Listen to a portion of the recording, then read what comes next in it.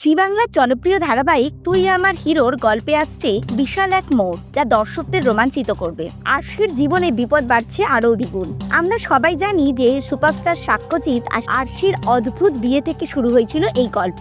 রুবেল দাসের সাক্ষ্য আর মোহনা মাইতির আরশির জুটি এখন দর্শকদের বেশ প্রিয় হয়ে উঠেছে। শুরুতে যদিও দুজনের মধ্যে কোনো বোঝাপড়া ছিল না, কিন্তু এখন তারা একে অপরের পাশে দাঁড়িয়েছে। আর এদিকে শার্লি মোদকের মধুবনী চরিত্রটা নানা চক্রান্তের মাধ্যমে আরশিকে বিপদে ফেলতে উঠে পড়ে লেগেছে। কিন্তু এবার পরিস্থিতি আরো জটিল হয়ে উঠেছে। মধুবনী এবার আর একা নয়, তার সাথে যোগ দিয়েছে নন্দিনী নামের আরো একজন শত্রু।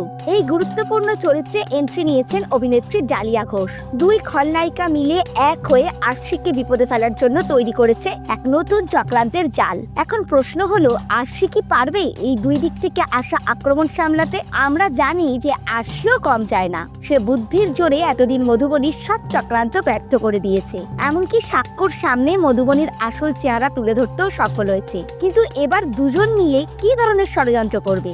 নন্দিনী চরিত্রটা কি শুধু মধুবনীর সাহায্যকারী হবে, নাকি তার নিজস্ব আরো কোনো উদ্দেশ্য আছে? খুব শীঘ্রই এই নতুন মোড় পর্দায় দেখা যাবে। আপনারা কি মনে করছেন, আরশি কি এবার সামলাতে পারবে দুই দিক থেকে আসা আক্রমণ? কমেন্ট সেকশনে জানান আপনার মতামত। আর এই ধরনের আরো আপডেট পেতে অবশ্যই সাবস্ক্রাইব করুন আমার চ্যানেলটাকে।